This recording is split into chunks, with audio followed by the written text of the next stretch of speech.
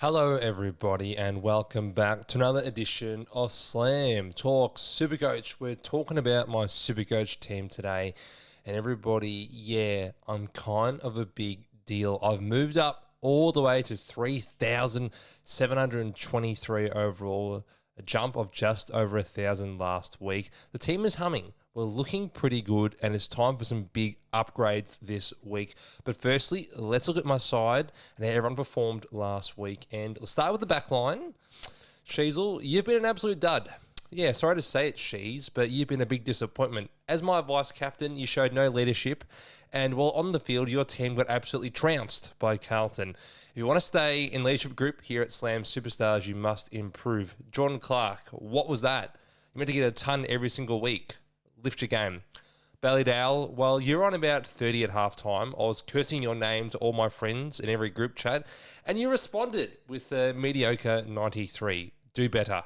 Matty Roberts, everyone traded you, not me. Oh no, I love Rangers. Matty Roberts delivered with 119 points, still averaging over 100. One of my best picks for the year.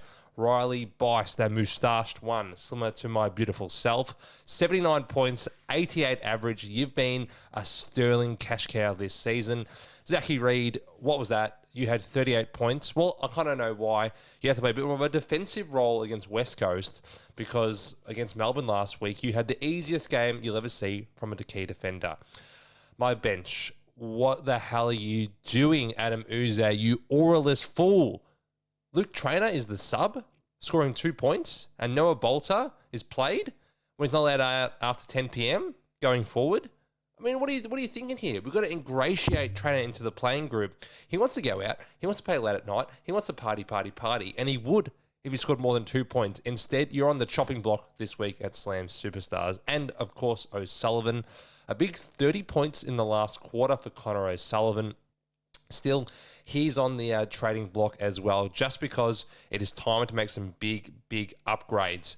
Midfield, Brayshaw, you've been a superstar. You've been my captain week on, week out. You're delivering to me 120 points securely, safely, and on time every single weekend. I can't complain with the Brayshaw pick. I was hot on him in the preseason. He's healthy. He's ready to go. No tags coming. And Freo play a pretty unaccountable brand of football where everyone gets a lot of possessions and lose most weeks. That's great for Supercoach. Lockie Neal, you scrounge your way to 113.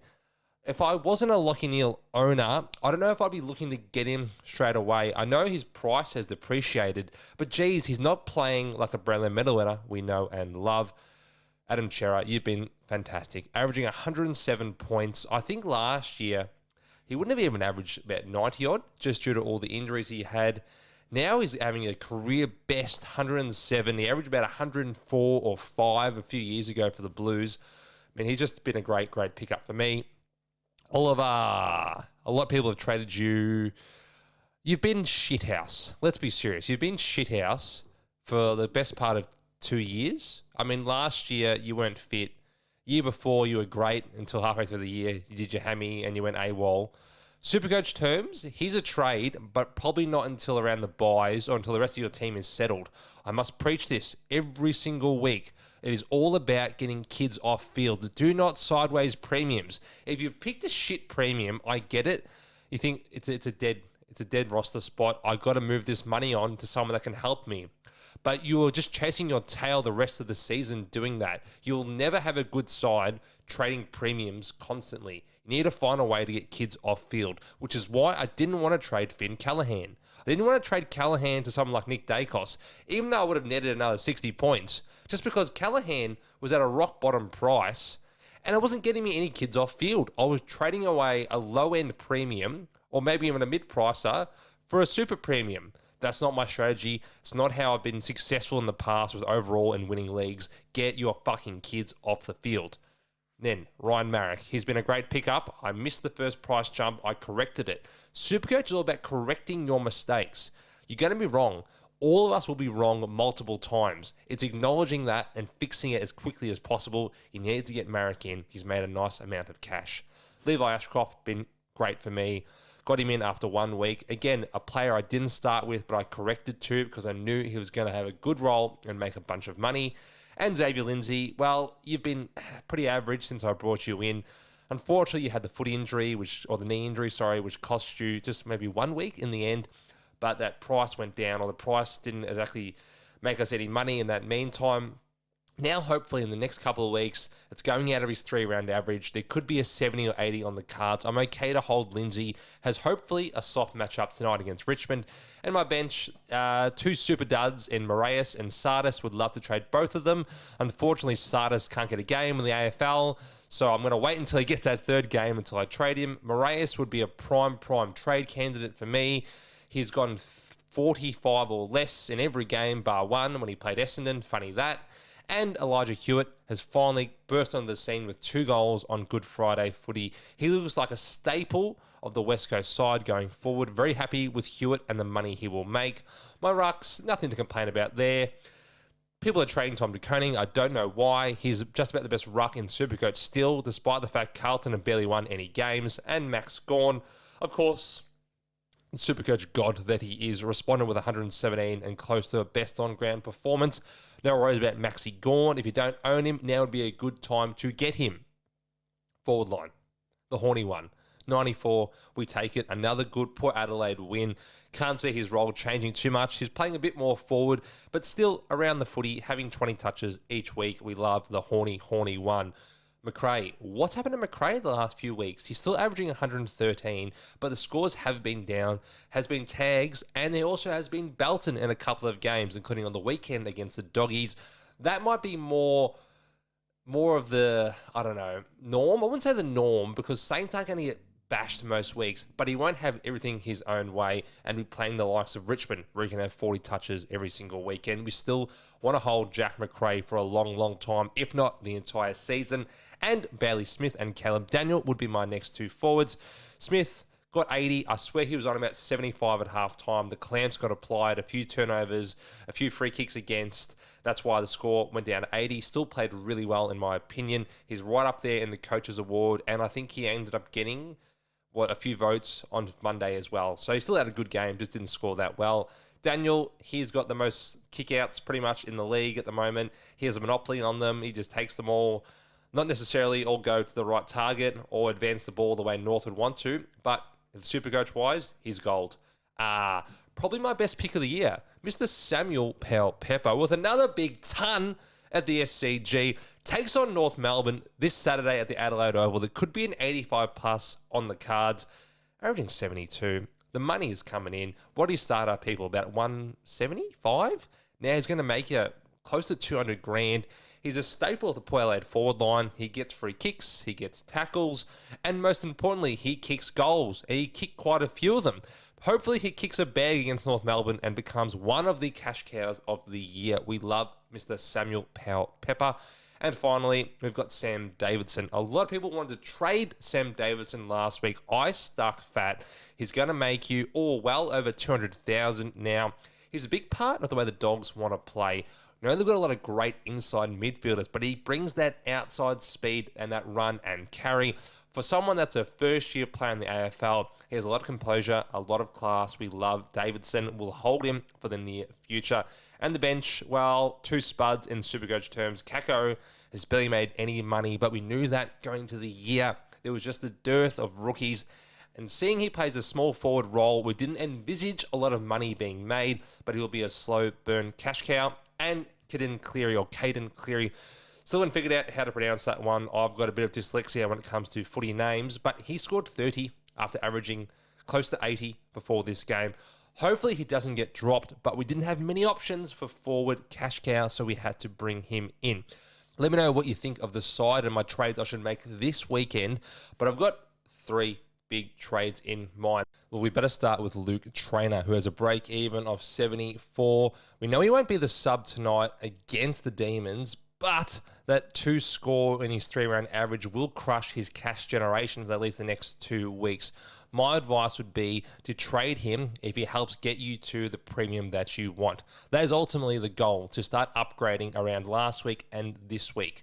Personally, I won't be trading Luke Trainer just because he isn't worth enough for me to get to Nick Dacos. I would need to trade Connor O'Sullivan with a break even of 85. He at 306,000 can get me to Nick Dacos. Luke Trainer can't due to the other trades I want to make. But just in a microcosm, it's purely this decision, Trainer or O'Sullivan for a downgrade, and you're not worried about getting Dacos or Bont or Butters. You just want to make the most money you can this round. Then it would be Trainer. Get rid of him. He's not going to make money for at least the next 2-3 weeks. He could be another sub threat. He could be subbed. Therefore, his cash gen then evaporates once again. And O'Sullivan looks pretty locked into this Cat's side. Then it makes sense to trade Trainer first. Personally, I will trade O'Sullivan just because I need that extra 40,000 he has as his cap value, which can then get me to Nicholas Whisper Dacos. Other players you'd consider trading. Well, Christian Moraes has a break even of 46. Pretty bad considering his recent scores. I mean, he's gone 52, 94 against the Bombers, 43, 42, 30. That just won't really get it done now, will it? You're not going to make much money out of those sort of derelict scores. What do you do with him, though? Because he's only made you 86,000. Well, in SuperCoach terms, that's not that bad. That is kind of okay to make 86,000. I would then use Moraes as a stepping stone to get me to whatever premium I wanted to. Or if you are really struggling with cash generation, there's players like Corey Durden who are likely going to make $150,000 in the next couple of weeks. He could be an option. Just personally, I've already done a lot of mid-price maneuvers, getting in like a Marek or a Humphrey. Some have worked, some have not. I think it's time now to bring in the big guns and help build that side and potentially boost your scores over the next couple of weeks while people are still waiting to get the last little drip of cash generation out of these cows. Also, other players you could potentially move on from. Well, Lindsay, you could move on from, but the break-even is only 14, so I would not. As long as he plays tonight, he's going to make you another, 20 grand. And as long as if he gets some 70s like he had early in this season, then you're looking at another 55,000. I just had to express caution on Lindsay because once that score came out of his average, and that score of 9 back in round 3 is now coming out of his average, there's money to make. You got McVee coming back to a halfback flank. Hopefully, Lindsay plays more of a midfield role and gets a good score tonight. I would not trade Xavier Lindsay, but if he is your worst player, then well done, and he could still be a stepping stone to get you to the premium that you want. In summary, I think Lindsay is still a good hold considering his low break even. Anybody else need to be worried about? Look, there's players that I don't own that people are toey on, like a Reed, an Archer Reed, or a Murphy Reed. They've got money to make still. I would not be trading people out who have low break-evens. I think their break-evens are in the 40s or the 30s. Similarly, yeah, don't piss these guys off. They've still got a bit of cash left in that piggy. Don't take them down to the farmer's market just yet. The player I probably want to really talk about in my team and a lot of teams is Bailey Humphrey. Probably the disappointment of the season so far. I mean, the scores to start the year, they were so strong. Unfortunately, no one had him for those scores. What were they? 104 points and 111 points. Really good. No one owned him. So when we all brought him in round, 4 after their bye, we thought, well, if he gets 90s or 80s, that'd be fantastic. That's a money train. We ride that up and we piss him off. Instead, he's made $68,000 and has been a calamitous error for everyone involved. I apologise for directing you to Bailey Humphrey. I thought the role would be more of an inside midfield role, maybe their 4th or 5th string midfielder, hits the scoreboard, soft fixture as we've seen West Coast, Melbourne, Adelaide, North Melbourne, Richmond. Unfortunately, he couldn't capitalise on it. He just isn't that player quite yet. So it's now a good time to move him on. He made a minimal amount of cash. He didn't do his job. It is now time to be sacked. Now, how will we sack Bailey Humphrey, everybody? It's time to tell you my big trades for this week. Let's see if you can guess them. Where am I going to go? Where's the cursor going to go? Is it O'Sullivan? Is it Trainer? I feel like this is an episode of The Walking Dead. I'm walking around with a baseball bat, seeing who I'm going to cave in next. Is it Lachie Neale? Or is it Oliver? Is it Oliver's time? Is it done? Is it Kako? Is it my favourite? Little Isaac? No. You were correct the first time. It's time to piss off Connor O'Sullivan. Purely because I need that money. Now, who are the good trade-ins this week? Personally, the only player I could see that could be a valid trade-in is Matthew Carroll from the Blues, from the Carlton Football Club, averaging 62 points, 64 last round. They've won both those games. I don't know if his job security is immaculate, but I just know there's no one else on the bubble that we can really consider right now. So, for that reason, I'll be getting in Matthew Carroll for Connor O'Sullivan. There you go. First trade done. We have $357,000 to play with. What do we do with that money? That's a lot of money. Well, I think the best option would be to... I think it'd probably be to trade out Christian Moraes. Christian Moraes, likely will not make us much more money. That's my personal opinion. I think at 200,000, his money-making days are probably done. So we'll trade him out. Unfortunately, we can't quite afford Nick Dacos, which was the stated plan even a week ago. We need Whisper Nicky.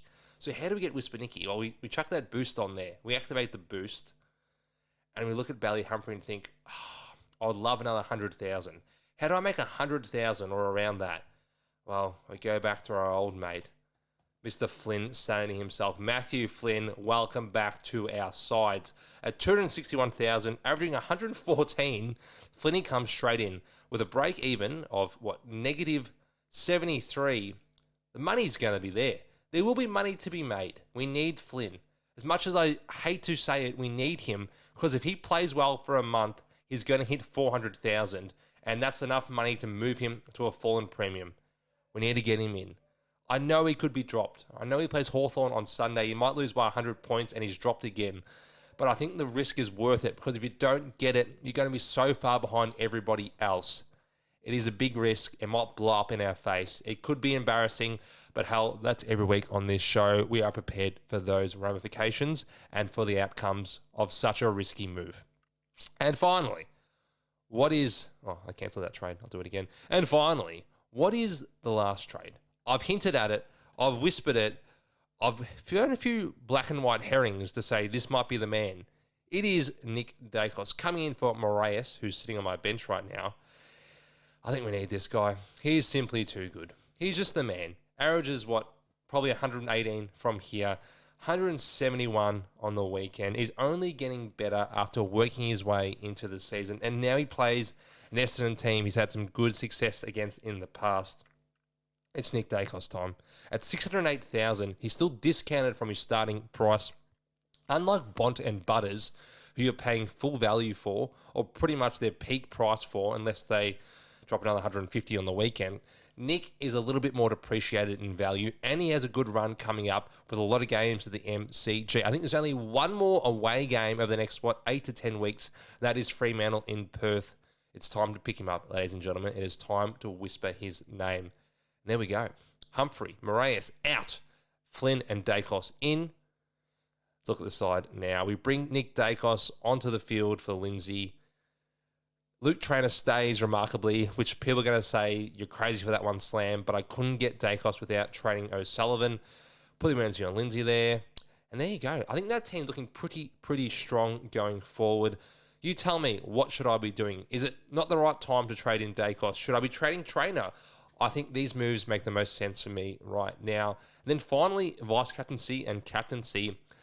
Oh, I don't have many zeros, as you can see right now. My only zero is likely going to be Boyd. That's if Boyd isn't named again. But Boyd might play this week. So it's probably Sardis. Sardis might have to be my zero. So I'll throw the E on Sardis there.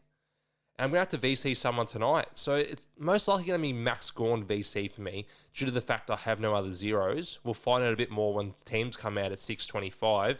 And then captaincy is between Dacos and Brayshaw, I would say. Brayshaw, nice home game against a team that doesn't tag, averaging 124. He's probably the captain right now, but it might slide over to the whispering one at some point if I feel in my plums, in my guts, he's going to take apart my Bombers on Anzac Day. That's it. No more questions. No more talking, okay? I'll shut up now about my SuperCoach team, which is, they're ranked 3,723rd. Not bad. Out of 186,000. I'm not good at maths, but that's top 2%. There you go. They're doing it for me. Thank you for joining me on another episode of Slam Talk SuperCoach. Is anything you want me to discuss next week, or even just DM me about some SuperCoach trades, you know where to find me. Enjoy your weekend, guys. Let's have a big Anzac Day. Let's commemorate what these great people did for our country and enjoy the footy.